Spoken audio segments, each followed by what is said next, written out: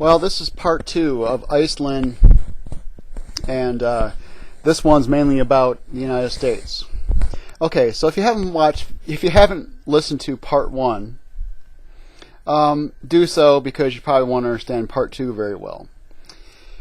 Alright, now, United States. Within 2 years, supposedly the dollar will be dead.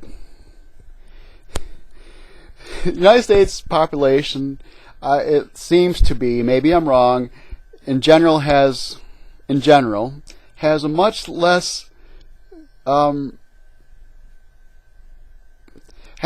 stability, you might say, in relation to the population of Iceland. I guess there's more crime here, let's put it that way. So what do you think is going to happen if people lose a lot of shit here? Alright. See, I'm in the United States. Now look at my little map here. See all those little states on that map?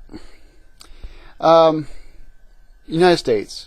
Just like I was talking about Iceland, you in particular should be able to produce everything that you want, that any other part of the world can make.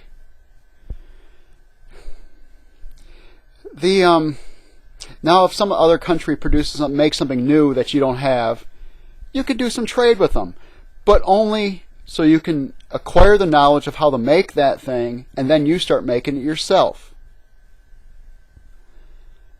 Don't be dependent. But of course, if you're trying to make a country into a slave, like our country has pretty much became, you don't want them to be independent.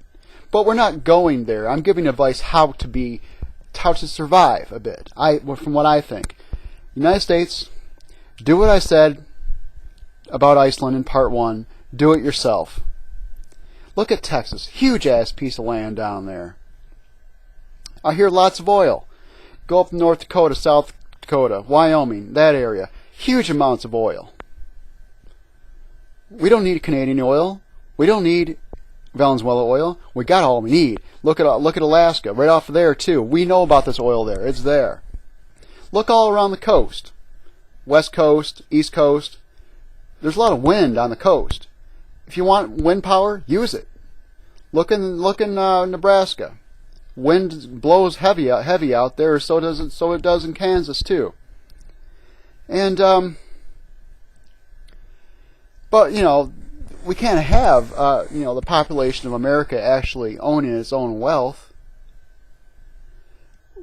But that would be a crime, it seems, huh? Well, how about this? All Walmarts and Myers, kick them out of the United States. Any company that has a chain more than 3 stores, I don't care what it is, a bank or whatever, break them up.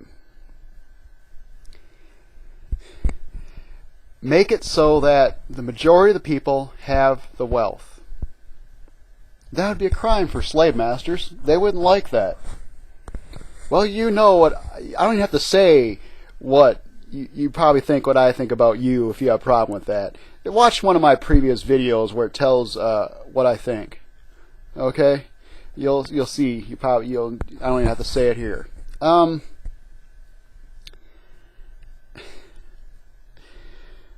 It's a separate country. It's not part of the global community. It's not part of the North American Union. Mexico is not part of Texas.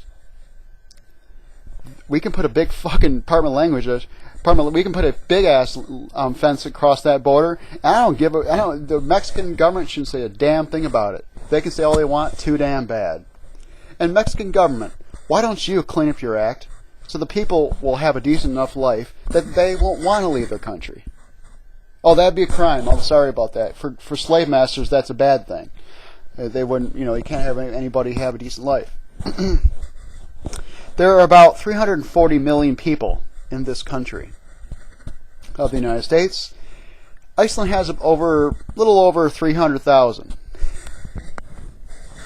This country has, 10, 100,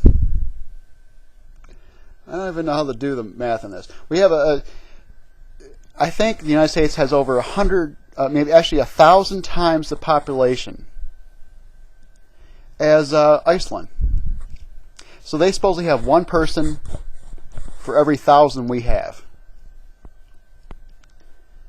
There's bound to be people in this country that know how to make anything that we might need, that know how to do anything that we might need.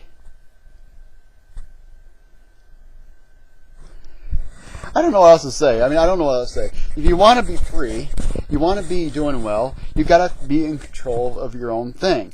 And if you want to be freaking be a slave, let the big masters own everything and then give you a few crumbs and give you a shitty life. I don't know what else to say to you. But you're probably going to be born in it, and you're probably going to die in it. So, but that's about what I can say for it. The United States should be able to produce everything regarding vehicle needs. Everything, from beginning to end. All gas, all components, everything. Regarding vehicles. They should be able to, this country should be able to produce all of its housing stuff, all of its energy, all of its food, all of its really entertainment, all of its clothing, all of its medical stuff. It has, and if the people don't know a damn thing, teach them how to do it. I know maybe a lot of people are used to just sitting around watching TV all day, or don't know what life is. They think they've watched so much TV that going out to their job or whatever is actually a break from their TV. Despite all that, just understand that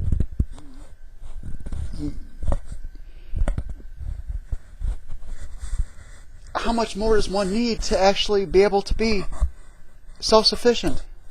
You got 50 damn states, huge amount of land. I've driven around it, almost all the way around it in a circle, except for Alaska and Hawaii. It's a lot of land. There's a lot of people. And a lot of people are suckers too. I tell you flat out. A lot of Americans just complete suckers. We're all been told that the only place to buy movies or rent them is Blockbuster. The only place you can go is Meijer. It's a big scam job. Okay, well there's my advice. Kind of a kickback advice. Hope you learned something from it, or at least enjoy it. Have a good one.